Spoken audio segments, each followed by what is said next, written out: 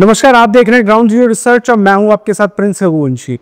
आज प्रशांत किशोर जी ने फिर पटना में सनसनीखेज प्रेस कॉन्फ्रेंस करी है और आज की प्रेस कॉन्फ्रेंस में भी उन्होंने अशोक चौधरी और सम्राट चौधरी पर गंभीर आरोप लगाए हैं। अगर 7 दिन के अंदर अंदर लीगली कैमरे के सामने आकर ये नोटिस वापस नहीं लिए तो इन पर 500 करोड़ का और जो अवैध संपत्ति ये कब्जा किए हैं, खरीदे हैं, उसकी सारी सूची आपके सामने जारी करेंगे। एकदम इनको चुनौती दे रहे हैं भाई। जो पैसा ये लोग कॉन्ट्रैक्टर को दिए, कॉन्ट्रैक्ट देने के लिए 5% लिया, उसके बाद जब जब पैसा रिलीज होता है तो 0.5% इनका उसमें शेयर बनता है। इन लोगों ने डॉक्यूमेंट सबमिट किया। बिहार विद्यालय परीक्षा समिति का एक एडमिट कार्ड सबमिट किया जिसमें बताया गया कि KNVMH सम्राट, ये स्कूल का नाम है, कुमार सर एक स्कूल का नाम है जहां से ये एडमिट कार्ड इशू हुआ है। सम्राट चंद्र मौर्य, पिता का नाम Shakuni Chaudhary, date of birth 1/5/81।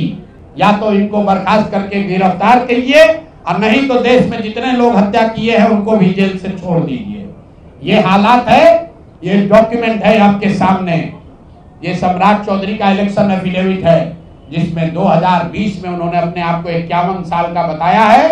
उसके मुताबिक 1995 में वो 26 साल के थे और अब वो बता दें। हम इतना ही बोल रहे हैं, अभी से भी गांधी जी ने कहा है गलती हो गई तो आकर माफी मांग लो, आकर बताइए कि उस केस में आप अभियुक्त के तौर पर आपको सीबीआई ने आपकी जांच की थी कि नहीं की थी। अब वो जदयू और भाजपा के नेताओं पर आरोप लगाकर ये भूमिका बनाना चाह रहे हैं कि दोनों की दोनों पार्टियां ही भ्रष्टाचार में लिप्त हैं, दोनों ही पार्टियों के जो नेता हैं वो भ्रष्टाचारी हैं और ये पार्टी भी कोई राजद से अलग नहीं है। तो अगर आपको आने वाले चुनाव में विकास चाहिए, बिहार की प्रगति चाहिए, तो आपको जन स्वराज को चुनना है, जन स्वराज को वोट देना है। अब बात करते हैं कि आज की प्रेस कॉन्फ्रेंस के मुख्य बिंदु क्या थे। तो सबसे पहले अशोक चौधरी से बात करते हैं। अशोक चौधरी के ऊपर पिछली प्रेस कॉन्फ्रेंस में उन्होंने बताया था कि उन्होंने पिछले 1 साल के भीतर 200 करोड़ से ज्यादा की बेनामी संपत्ति खरीदी है, जिसके लिए अशोक चौधरी ने इनके ऊपर 100 करोड़ की मानहानि का नोटिस भेजा। तो आज प्रशांत किशोर ने उसका जवाब देते हुए कहा कि यदि अशोक चौधरी अपने उस 100 करोड़ के नोटिस को लीगली और पब्लिकली वापस नहीं लेते हैं 10 दिनों के भीतर, तो वो नए सबूत पेश करेंगे जिसके हिसाब से 500 करोड़ रुपए की जमीन अशोक चौधरी ने खरीदी है या उनके द्वारा खरीदवाई गई है। दूसरा बड़ा आरोप उन्होंने अशोक चौधरी पे लगाया, उनकी जो बेटी है शांभवी, उसकी शादी पूर्व IAS ऑफिसर और पटना के महावीर मंदिर का जो ट्रस्ट है उसके संचालक आचार्य कुणाल किशोर जी के पुत्र से हुई है, सायन कुणाल से। उनका जो ट्रस्ट है उसने 1 साल के भीतर 100 करोड़ की संपत्ति अर्जित करी है, 100 करोड़ की संपत्ति खरीदी है। तो उन्होंने पूछा कि ये पैसा कहां से आया, इसका वो जवाब दे।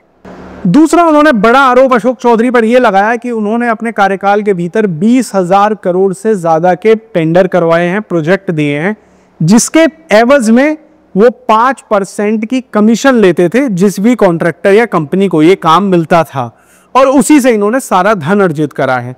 और उन्होंने बड़ा आरोप ये लगाया कि पटना में भी बीते दिनों में कुछ इंजीनियर थे जिनके घर पर जले हुए नोट मिले थे, उन नोटों के पीछे भी अशोक चौधरी का उन्होंने हाथ बटाया कि वो पैसे अशोक चौधरी के पास आने वाले थे, लेकिन वो पुलिस को पता चल गया तो वो पकड़े गए। अब बात करते हैं सम्राट चौधरी की। सम्राट चौधरी पर बेहद संगीन आरोप लगाए प्रशांत किशोर ने और उन्होंने राज्यपाल से विनती करी कि उन्हें तुरंत ही सम्राट चौधरी को उप मुख्यमंत्री के पद से बर्खास्त करना चाहिए और जेल भेजना चाहिए, क्योंकि वो तारापुर मर्डर केस में मर्डर के आरोपी हैं, अभियुक्त हैं। अब बात करते हैं तारापुर मर्डर केस की। तारापुर मर्डर केस का नंबर है 44/1995। प्रशांत किशोर ने यह दावा करा है कि जो ये तारापुर मर्डर केस है इसके अंदर 7 लोगों की हत्या हुई थी और हत्या करने वालों में सम्राट चौधरी भी थे। वो जेल भी गए थे, उन्होंने इसके लिए जेल भी काटी है, और जब वो जेल गए तो उनके घर वालों ने कोर्ट में कागजात पेश किए, रिपोर्ट कार्ड पेश की, जिसके हिसाब से इनका जो जन्म था वो 1981 में हुआ था।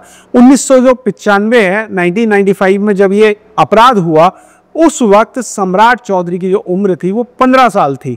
जो इनके घर वालों ने कोर्ट को बताया। इस बिना पर कोर्ट ने इनको छोड़ दिया। लेकिन 2020 में विधान परिषद जाते वक्त इन्होंने जो हलफनामा दायर करा, उस हलफनामे के हिसाब से ये 2020 में 51 साल के थे। तो उस हिसाब से अगर आप 51 में से माइनस करेंगे साल, तो आपको समझ में आएगा कि 1995 में उस नए वाले एफिडेविट के हिसाब से, 2020 वाले एफिडेविट के हिसाब से ये 26 साल के थे। तो या तो अब इन्होंने झूठ बोला है या गलत हलफनामा दायर करा है, या उस समय इनके घर वालों ने गलत हलफनामा दिया था। जो भी गलत हलफनामा हो, इसमें फंसते सम्राट चौधरी ही हैं और उनकी परेशानियां बढ़ती हुई दिखती हैं। दूसरा बड़ा आरोप जो प्रशांत किशोर ने सम्राट चौधरी पर लगाया है वो है Shilpi Gautam murder and rape case. बात करते हैं शिल्पी गौतम मर्डर केस की। शिल्पी गौतम मर्डर केस के अंदर साधु यादव पर बहुत ज्यादा आरोप लगे थे, उनके ऊपर सीबीआई की जांच भी हुई थी, और इसी जांच का लोग कहते हैं, और प्रशांत किशोर ने भी आज ये कहा कि लालू जी के रसूख और उनकी पहुंच की वजह से इसमें साधु यादव छूट गए, नहीं तो पूरा पटना जानता है कि इसमें कौन आरोपी था और इस केस में असलियत में क्या हुआ था।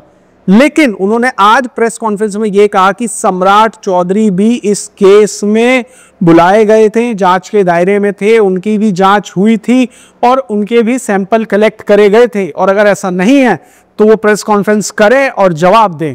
और इनका ये ऐसा कहना है प्रशांत किशोर जी का, क्योंकि सुशील मोदी ने भी एक प्रेस कॉन्फ्रेंस करके सारे सबूत पेश करे थे। तो सम्राट चौधरी की जो समस्या है वो तो बढ़ती हुई नजर आती है, क्योंकि प्रशांत किशोर ने आज अल्टीमेटम भी दिया है कि आने वाले कुछ ही दिन, यानी 4-5 दिन में अगर कोई कार्रवाई नहीं होती है तो उनका एक डेलीगेशन राज्यपाल से भी मिलेगा और उनसे विनती करेगा कि सम्राट चौधरी को तुरंत से तुरंत बर्खास्त करा जाए और इन्हें जेल भेजा जाए। नहीं होता है अगर, तो फिर वो कोर्ट भी मूव करेंगे सम्राट चौधरी के खिलाफ एक्शन के लिए। तो Prashant Kishor full on fire mode में इस समय बिहार में नजर आ रहे हैं और सभी पार्टियों पर वो हमला करके ये नैरेटिव सिद्ध करना चाह रहे हैं कि ईमानदार अगर कोई है तो वो सिर्फ और सिर्फ प्रशांत किशोर हैं, बाकी सभी दल बेईमान हैं। तो इस बार आप प्रशांत किशोर को चुनें।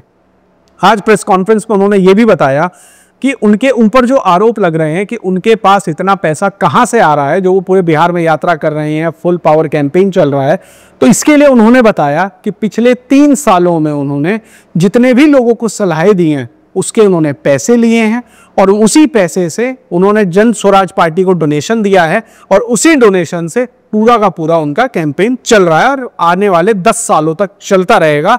और उन्होंने कहा कि वो जो भी आने वाले 10 साल तक पैसा कमाएंगे वो जन स्वराज को डोनेट करते रहेंगे।